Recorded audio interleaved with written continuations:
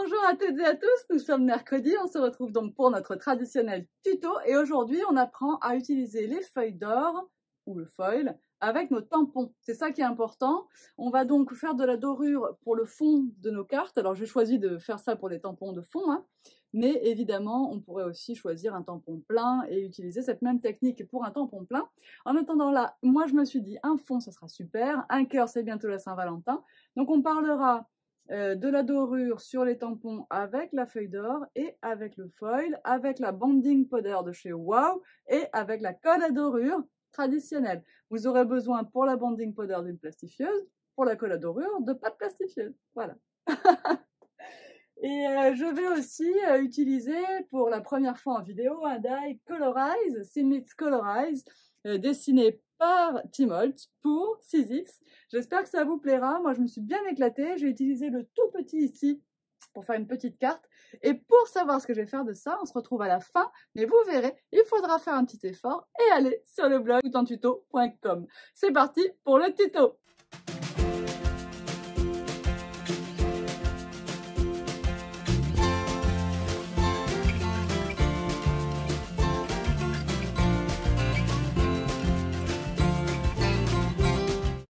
Alors c'est parti pour notre tuto. Vous voyez ici quelques essais que j'ai fait samedi parce que j'ai révisé un petit peu mes techniques quand même avant de vous filmer ce tuto.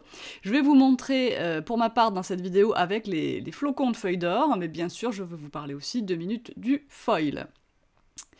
Et je vais vous donner également pour ce tuto des infos dans l'article du blog et notamment sur la fin, pour terminer en fait le projet. Aujourd'hui en vidéo la technique et quelques photos pour terminer le projet dans le blog à la fin. Donc pour utiliser la feuille d'or avec un tampon, vous avez plusieurs solutions. Je vous montre la solution qui salit le moins le tampon en premier. Donc la solution qui salit le moins le tampon, c'est celle-ci.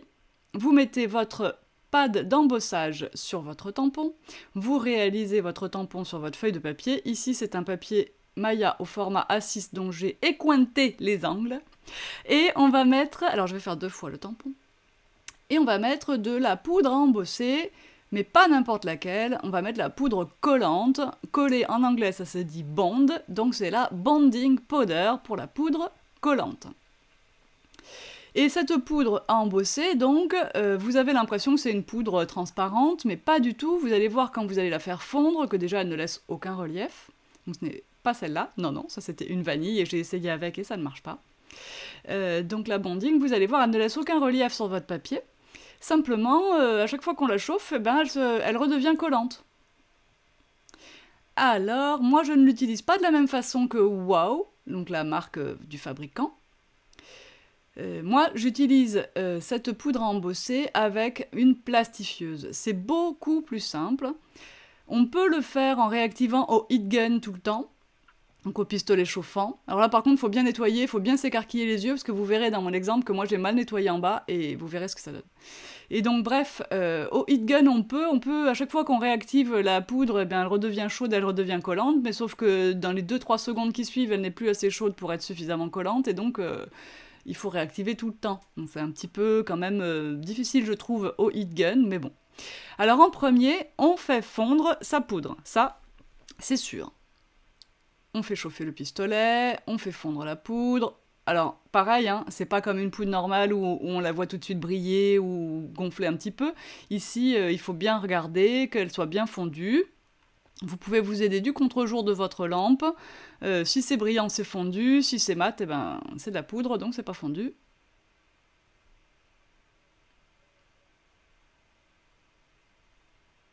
Donc là, je fais fondre ma bonding powder, c'est-à-dire ma poudre collante.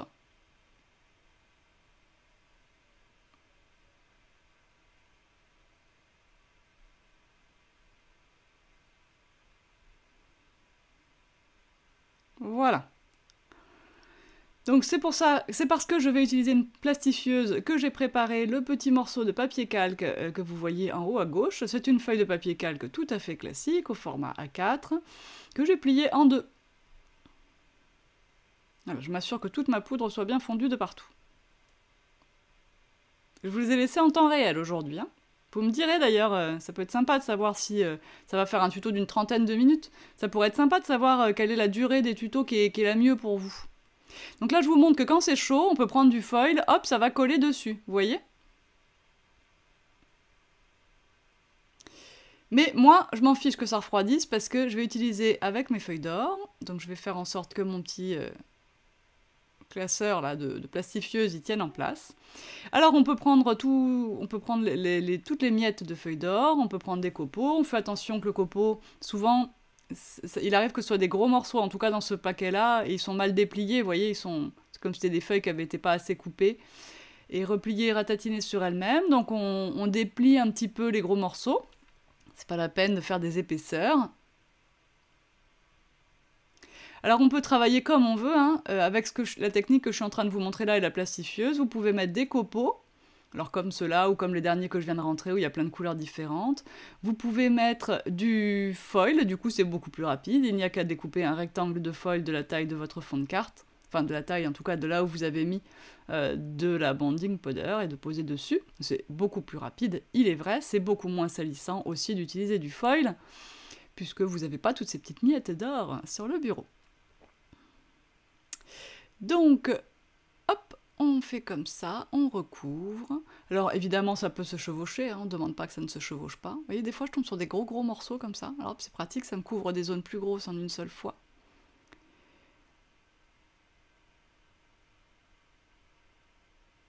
Puis une fois qu'il y en a partout, eh ben on va refermer notre classeur.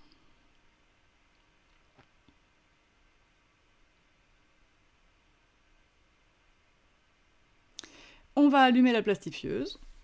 Alors vous voyez, la plastifieuse, n'importe laquelle, hein, il y a une Mink hein, qui existe où on peut régler la température et tout ça, dans le milieu des loisirs créatifs, du scrap même, mais moi j'ai une plastifieuse à 25 balles de chez Top Office et ça marche très bien. Donc j'attends qu'elle chauffe, je l'ai mis sur 100, mais en fait sur 80 c'est bien aussi, ça sert à rien de choisir une épaisseur plus... Enfin, 125, ça correspond... 80, 100 ou 125, ça correspond à l'épaisseur du papier et de la pochette, surtout en plastique. Voilà. Moi, je mets 100, je mets même 80. Et ça pose pas de problème. Donc on attend qu'elle soit chaude. Donc elle va faire un petit bip quand elle sera chaude.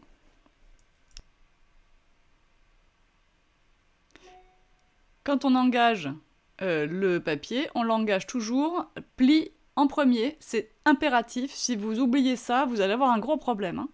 Donc c'est pareil quand on plastifie, de toute façon. On engage toujours pli en premier. Sinon ça va s'emmêler dans les rouleaux au milieu de votre plastifieuse et je vous explique pas le bazar. Donc on ne tire pas, on laisse la machine faire à son rythme.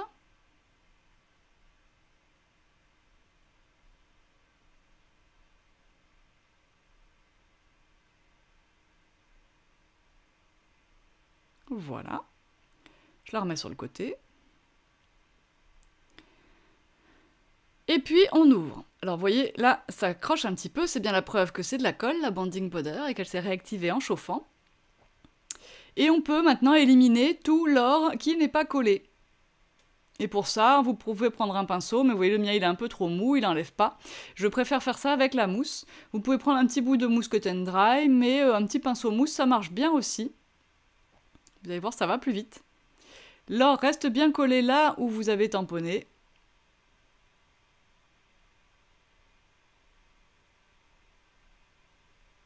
Alors j'ai aperçu un petit manque, je pourrais passer une deuxième fois dans la machine. Et en bas, là, vous voyez, c'est là que j'ai un peu mal nettoyé ma poudre. Il va rester des petits paquets en fait de copeaux, parce que là, ça ne pardonne pas. Hein. Le moindre petit grain de poudre qui se réchauffe est de la colle. Donc ça accroche le moindre... voilà, ça accroche le copeau.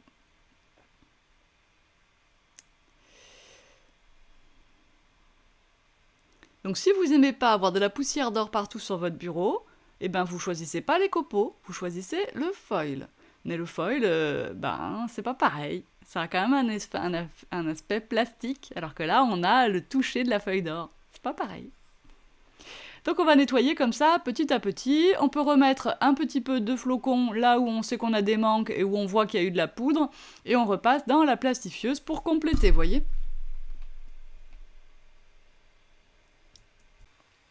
Voilà, après le deuxième passage, Et le deuxième nettoyage de la carte, eh bien je range tous mes petits bouts dans mon pot. Et je vais vous montrer une deuxième façon de faire.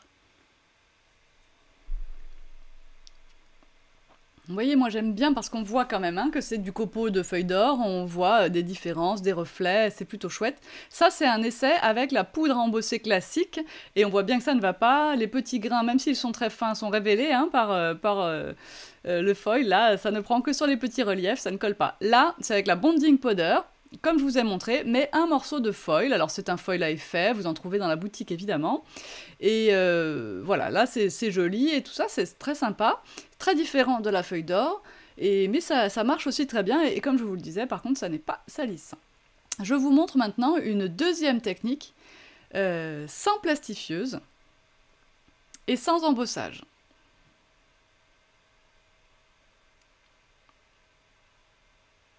Je prends pour ça de la colle à dorure.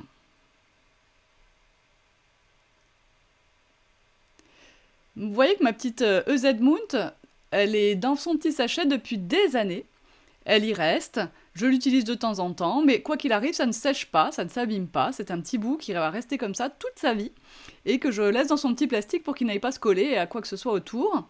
Donc là, c'est un peu plus salissant pour le tampon, mais je vous rassure, on arrive à le nettoyer. Je mets la colle sur mon tampon. Je réalise, on reste pas trop longtemps parce que sinon vous allez arracher le papier, c'est une colle qui colle très fort, la colle à dorure. On remet un petit peu de colle, on se fait un deuxième tamponnage à côté. Voilà. Et puis on va tout de suite nettoyer son tampon. Alors là je vais passer un coup avec une lingette, mais ça ne suffit pas, la lingette enlève le plus gros, mais il faudra ensuite aller laver ça à l'eau chaude. Moi je prends une brosse à ongles, ou une petite brosse à dents, ou une brosse à ongles, peu importe, et je frotte mon tampon avec de l'eau chaude, et ma brosse à ongles, je la frotte sur un savon. Et ça me nettoie mon tampon, je fais attention voilà, de ne pas rester trop longtemps sous l'eau pour la mousse EZ Mount qui est derrière, mais je n'ai jamais perdu un tampon en faisant ça. Voilà, vous voyez là, ça m'enlève le surplus, mais je sais qu'il en reste un peu, je le vois parce que ça reste gris par endroits, puis même si je mets mon doigt, ça reste un petit peu pégueux, puisque je vous dis ça depuis quelques jours. Donc, ma colle, j'ai pas besoin de me presser, elle va rester collante très longtemps. Je reprends mes petits flocons, que ce soit les petites poudres ou les gros morceaux, j'en mets une quantité généreuse.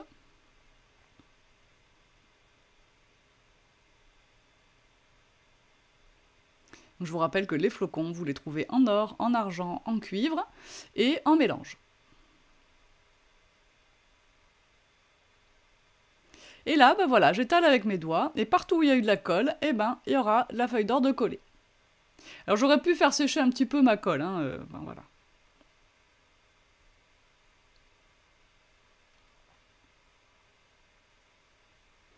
Et là, je peux vous dire que la feuille d'or qui est collée comme ça, ou avec la bonding powder, elle est bien collée, vous n'allez pas l'enlever facilement. Et voilà, c'est ce que je préfère avec la feuille d'or par rapport au foil, c'est quand même cette légère texture, ce reflet qui est très différent, comme je vous le disais tout à l'heure, qui est moins plastique.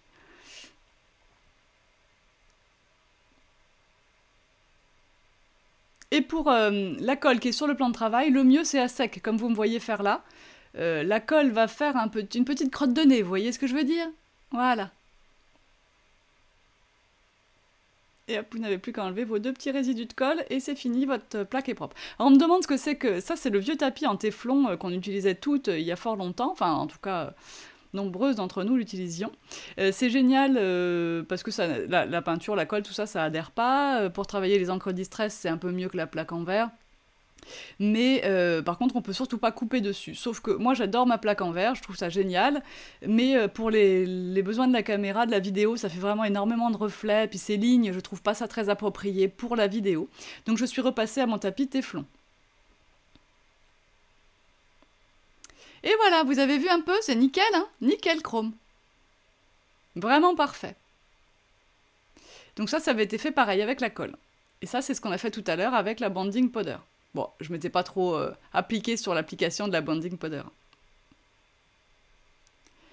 Maintenant, on va faire une petite carte avec ça, et je vous propose d'utiliser les die Thin Lit Colorize, et notamment le cœur, qui fait partie des nouveautés qu'a conçu Tim Holtz pour 6X en ce début d'année. Donc, vous voyez, c'est tout neuf, je vais donc l'ouvrir avec vous et vous montrer comment il se constitue.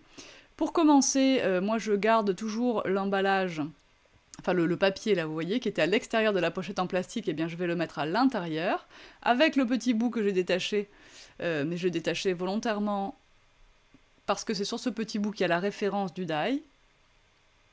J'avoue que si c'était pour moi, juste pour moi, ça serait pas bien grave d'avoir la référence ou non, mais comme des fois, pour vous, ça peut être important que je puisse vous la redonner facilement, je l'ai laissé dans l'emballage.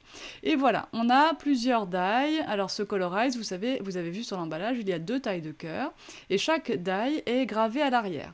Donc c'est marqué, là c'est marqué large, donc on sait que c'est le cœur large, et on a le numéro de chaque die, savoir dans quel ordre ils vont. Et chaque die, vous voyez, ne va pas forcément percer, ils vont parfois simplement indiquer des repères d'alignement. Et ça, c'est drôlement bien, vous le verrez mieux avec le papier tout à l'heure. Donc on a le lot avec les petits cœurs, le lot avec les grands cœurs, on a la flèche. Pour la flèche, on a les plumes de flèche et les bouts de flèche, en forme un petit peu de cœur eux aussi. Et on a les lumières pour chacun des 2 cœurs.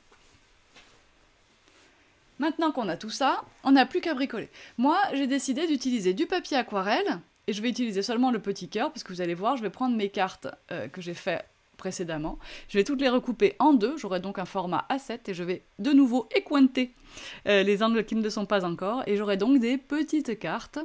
Alors on doit se rapprocher d'un format ATC, mais je ne connais jamais de tête le format, mais c'est 7,4 là qu'on va obtenir sur 10,5. Une ATC, c'est peut-être encore plus petit, je ne sais pas. J'ai pris mon téléphone pour compter 14,85 divisé par 2. Et je tombais sur 7,42. Alors voilà, 7,40. Je coupe toutes mes cartes et je repasse tous mes angles dans mon corner chomper.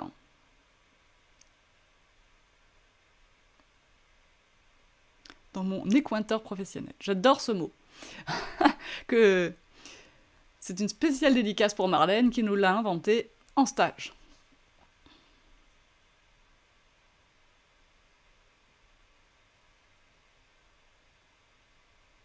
Alors ce qu'il y a de bien avec un corner chomper comme ça, c'est qu'on peut passer vraiment beaucoup de papier en même temps. Là c'est du Maya 270 grammes et j'en passe 3 et il me coupe ça tranquille, à l'aise.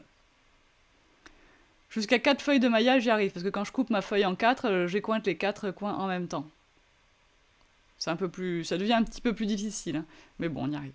Et voilà, donc là j'ai toutes mes petites cartes prêtes à être décorées.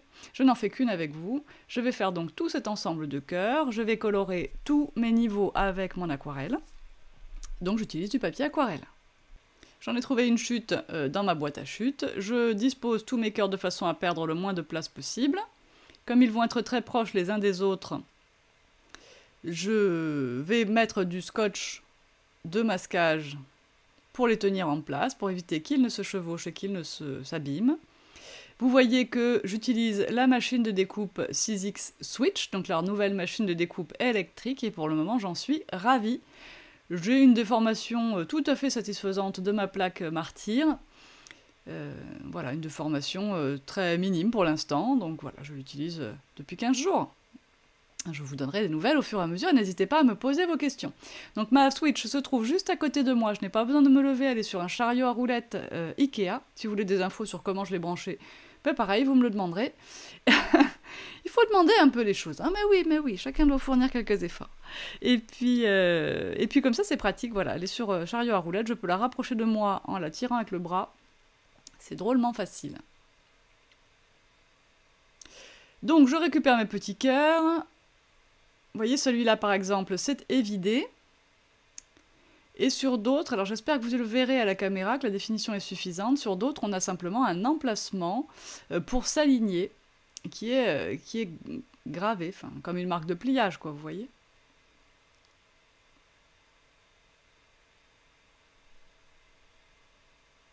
Vous voyez que les scotch, hein, je les réutilise longtemps avant de les mettre à la poubelle. Je les laisse sur mon plan de travail comme ça.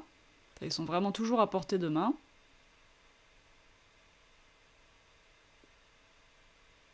Et on fait attention de ne pas perdre les petites lumières blanches. Voilà.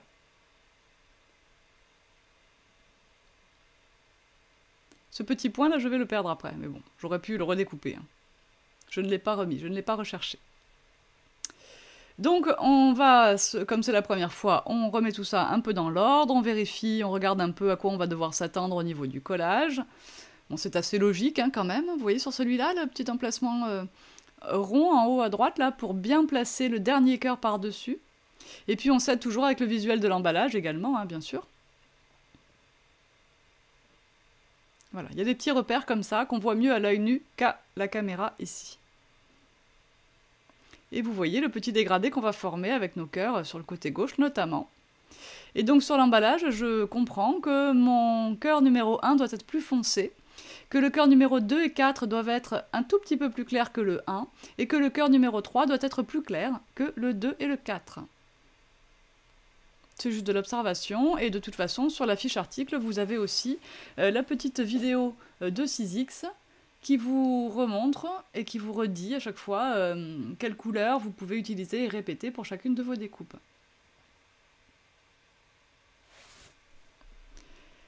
Je vais donc choisir d'utiliser 2 rouges de ma palette d'aquarelle. Ça sera un rouge de périlène et pour le plus foncé et un rose de quinacridone pour le plus clair, que j'utiliserai avec 2 dilutions différentes. Voilà. Écarlate de périlène, donc c'est le numéro 4 sur ma palette, en bas à gauche. Qui est un beau rouge, j'aime beaucoup ce rouge, il est à la fois vif mais chaleureux, ne tire pas du tout vers le rose, je l'aime beaucoup. Donc je vais l'utiliser relativement concentré, je prends mon pinceau à réservoir d'eau, donc c'est pour ça que je vous dis relativement concentré, hein, ça distribue quand même un petit peu moins d'eau, comme ça, surtout que je ne l'ai pas pressé avant. Le côté à droite, je m'en fiche un peu, on ne le verra pas, mais bon, je le fais quand même au moins les bords. Et je vais terminer, quand même, c'est un cœur à l'aquarelle, donc je vais terminer par une grosse goutte d'eau qui va me permettre, une, de remplir quand même le milieu, et de deux, de faire un effet plus aquarelle sur la tranche. Mais voilà, c'est vraiment très simple, ça n'est pas du grand art. Et si vous avez autre chose que les aquarelles Daniel Smith, évidemment, ça ira très bien aussi. Alors, je vous montrerai plein de solutions, mais les pastels gras diluables à l'eau, hein, les pastels Prima ou les crayons de distress, puisque c'est globalement la même technologie, même si c'est pas les mêmes couleurs et la même texture, ça marcherait aussi très bien pour faire ça. On pourrait utiliser nos feutres à alcool, on pourrait utiliser nos crayons de couleur, nos graffitites, enfin vraiment tout ce qu'on a envie pour mettre en couleur. Donc là, j'ai dit le 1, qui est à gauche, très foncé. Le cœur 2 et le cœur 4, de la même couleur. Ah, vous voyez, une grosse goutte d'eau, là. Un peu trop grosse, mais c'est pas grave, on va la faire sécher, puis on craint pas les aquarelles. On craint pas les auréoles. On est sur du papier coton, de toute façon, et puis on va recoller les épaisseurs les unes sur les autres. Donc, j'essaye de faire à peu près la même couleur ici que sur le cœur numéro 2.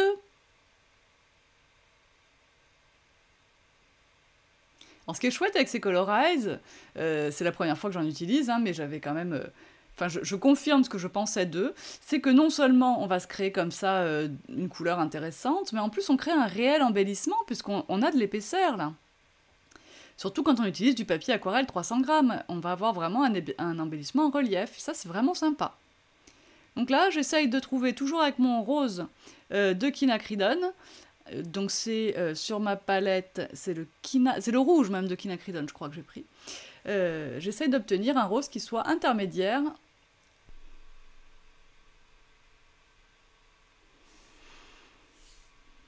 Voilà, maintenant je vais faire sécher mes petits cœurs, donc je nettoie déjà toute l'eau qui est en trop sur mon plan de travail.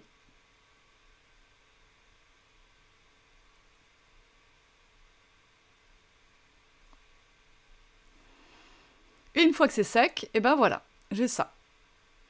Pardon pour le mal de mer. Je vais prendre mon crayon Distress, mais vous pouvez prendre votre encreur, vous pouvez prendre un feutre noir, mais ce ne sera pas tout à fait pareil quand même au feutre là pour le coup. Vous pouvez prendre un autre pastel gras que celui de Distress. Je parlais tout à l'heure des Prima, ils sont très très bien. Et je passe comme ça sur la tranche en essayant de ne pas revenir sur le devant.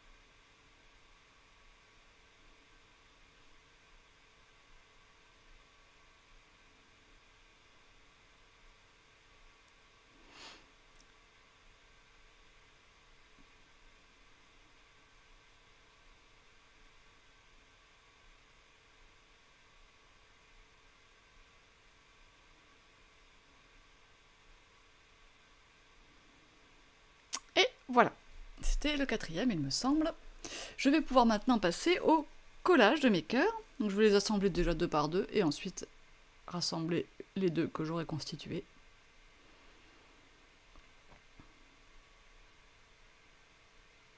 Le petit bord noir apporte quelque chose, hein, sans conteste. Pour coller, je vais utiliser ma colle à pointe fine, c'est vraiment le plus efficace, hein, surtout sur du papier aquarelle. Si vous étiez sur un papier coloré, vous pourriez, pourquoi pas, recouvrir, avant de découper, recouvrir votre papier d'un autocollant double face, de façon à vous rendre l'étape du collage plus facile. Mais attention, avec le double face, on n'a pas le droit à l'erreur, c'est ça qui est difficile aussi. Moi, j'aime bien ma colle, vous le savez, et j'aime tout particulièrement celle-ci, que je vous vends depuis des années, et qui ne nous trahit jamais.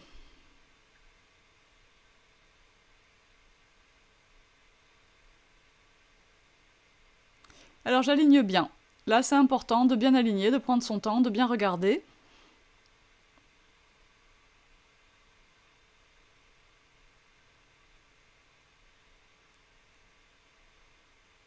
J'ai des repères. Alors pour celui-là, j'ai le repère du petit rond évidé dans celui d'en dessous, et puis j'ai un repère à gauche aussi, comme une ligne de pliage qui me sert de repère d'alignement. Et vous voyez que sur ce cœur là, qui est celui du dessus de la pile, il y a aussi la marque pour placer la lumière exactement au bon endroit. Donc vous n'avez pas besoin d'avoir peur de ne pas placer comme il faut. C'est vraiment tout prédessiné. Et c'est ce qui rend les choses super, je trouve. J'ai vu des exemples dans le dernier article blog de Tim Holtz, sur le timholtz.com, des exemples de cartes avec les cœurs qui sont utilisés sans les avoir superposés, juste les cœurs indépendamment les uns des autres, ou groupés par deux, enfin voilà. Ce qui multiplie encore les possibilités de création, évidemment.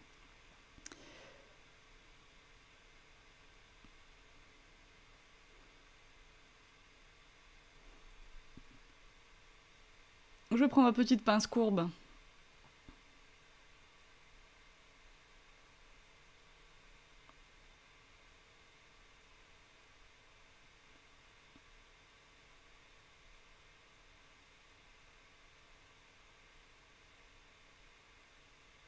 Je n'ai plus les doigts très propres avec tout ça.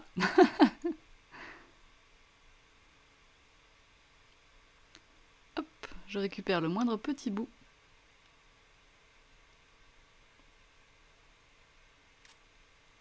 Là encore, c'est dessiné dessus, je sais exactement où le mettre. La colle qui déborde, ça n'a aucune importance. Elle ne se verra plus du tout une fois sèche. Et il me manque donc juste le petit point là qui allait en dessous de la lumière de gauche. Je ne l'ai pas remis, bon, j'aurais pu le chercher ou le redécouper. Je vais poser ça sur ma petite carte. Et je vais utiliser la flèche. Donc je ressors tous les petits éléments qui concernent la flèche.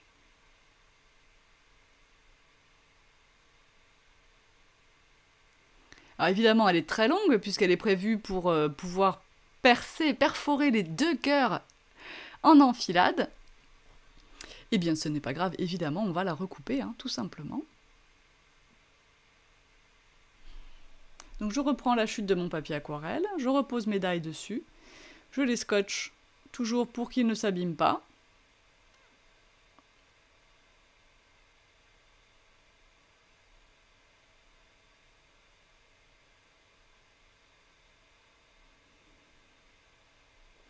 je passe à la découpe.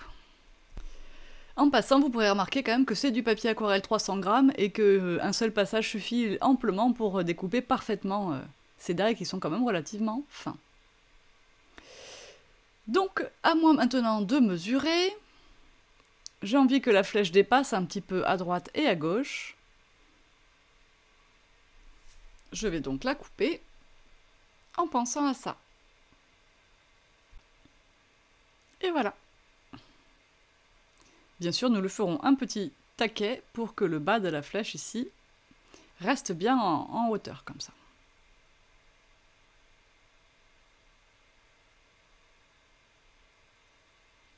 Je vais m'occuper de colorer mes pointes de flèche et puis bien sûr mes plumes de flèche. Alors, je commence par du noir pour le premier cœur. Je choisis Lunar Black, mais peu importe. Voilà. En fait, le premier cœur, c'est celui qui était au bout de la flèche, mais bon, c'est pas grave. Ensuite, je prendrai des brins relativement foncés. Bon, ça a relativement peu d'importance, hein. Je crois que j'ai pris un terre d'ombre brûlé pour le brun ici. Mais ce qui est pratique, ce que je veux surtout vous signaler, c'est que là, c'est quand même très pratique de faire ça à l'aquarelle. J'ai trouvé ça vraiment, vraiment simple. Là, j'ai oublié la petite queue du cœur. Je sais pas si je le refais après.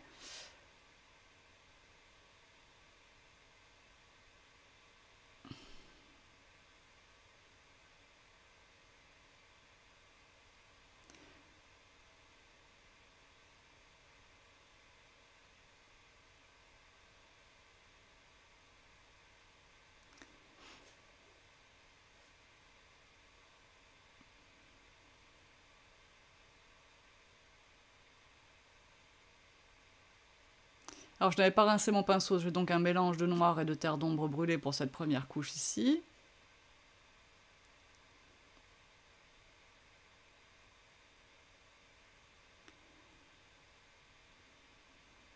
Je vais reprendre du terre d'ombre brûlée pour cette deuxième épaisseur de plume.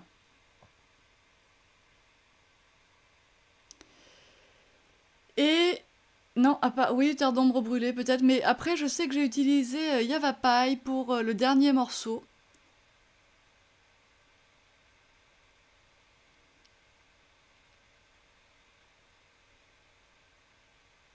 Un brun que j'aime bien et puis qui granule un petit peu.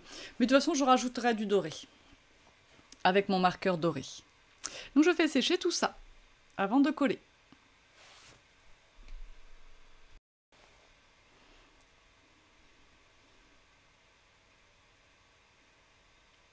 Alors je récupère mon tube de colle, dans le pot à crayon, la tête en bas.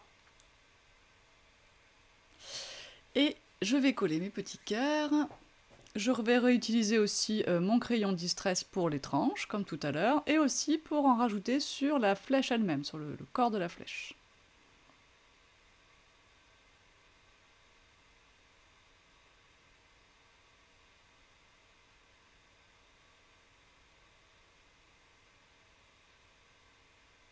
Je trouve que le crayon Distress, enfin le crayon gras comme ça est plus efficace quand on superpose des couches comme ça, parce qu'il va mieux rentrer entre les couches. Enfin voilà, ça va faire quand même assez différent du feutre, qui nous laissera plus de blanc dans ce contexte.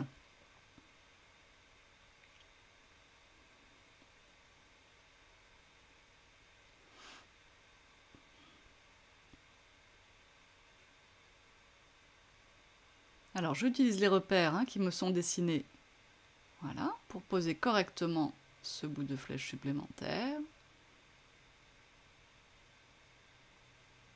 Et je trouve aussi qu'en utilisant l'aquarelle pour faire ça, eh ben, on a un résultat qui est vraiment inimitable, quoi, plus artistique, je trouve plus créatif. Enfin, je trouve, mais en fait, j'ai pas encore essayé en utilisant des papiers colorés, mais en fait, si je fais ça, c'est parce que je sais que moi, je n'ai pas 15 nuances de papier rouge, par exemple, dans mon stock.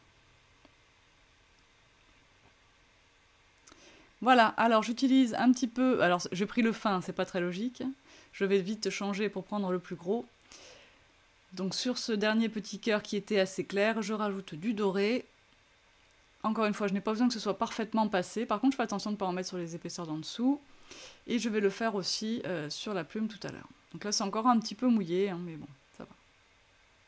Pour les besoins de la vidéo, il faut avancer.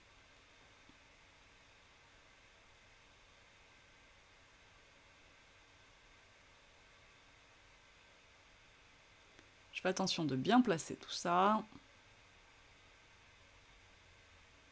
Et le dernier, c'est juste un côté pour créer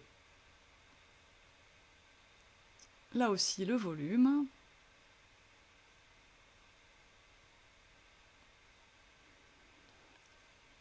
Un peu de doré. Ça rappelle en même temps les flocons d'or du fond. J'aurais bien sûr pu réutiliser de la colle à dorure et des flocons, hein, c'était tout à fait faisable. Pour l'autre côté, je veux du doré mais un peu moins, donc j'en mets sur mon plan de travail, j'en mets sur mon doigt et je tapote. Voilà.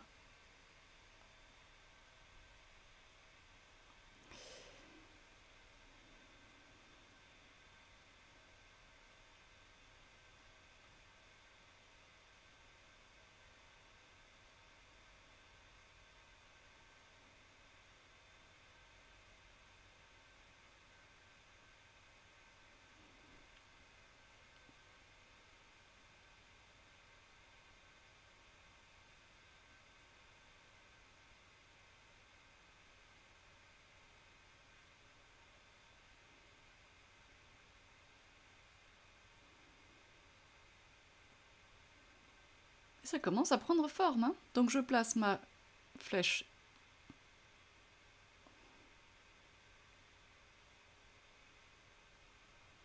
C'est encore un petit peu humide tout ça, hein, donc c'est encore un peu gondolé tout ça, mais bon. Comme je vous ai dit, je suis tenue quand même à certains délais.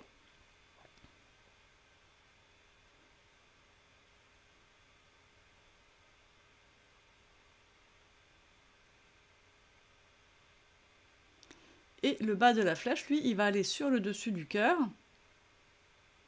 Et on va faire un petit plot pour faire reposer donc le bas. Hein. Alors le plot, c'est facile de savoir l'épaisseur qu'il doit faire. Hein. C'est 4 feuilles, 4 petits carrés d'aquarelle l'un sur l'autre, hein, puisque c'est l'épaisseur de nos 4 cœurs collés les uns sur les autres.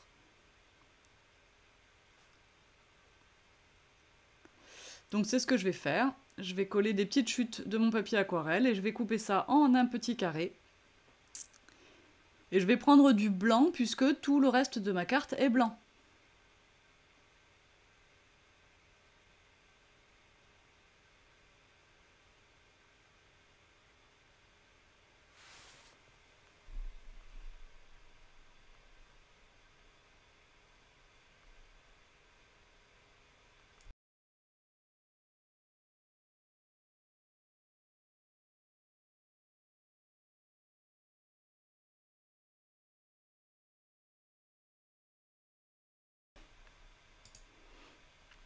Je vais continuer de compléter un peu ma carte, notamment en travaillant son contour. Je vais passer oui, alors le stickles, j'aurais pu m'abstenir, hein, ça serait mieux de le faire après, à la toute fin. Je vais utiliser mon crayon Distress pour faire vraiment la tranche du papier blanc de support de carte. Et je vais utiliser un pastel gras Prima du pack rustique pour revenir un petit peu sur le devant de ma carte.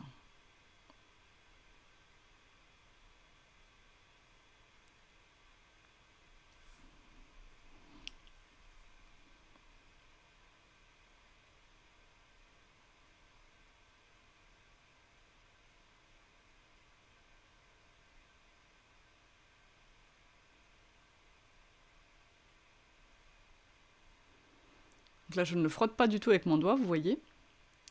Je vais d'abord attraper l'autre pastel et je frotterai le tout en même temps.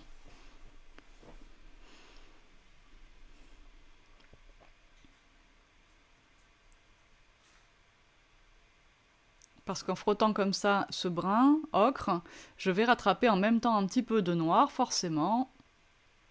Et ça me fait un doux mélange.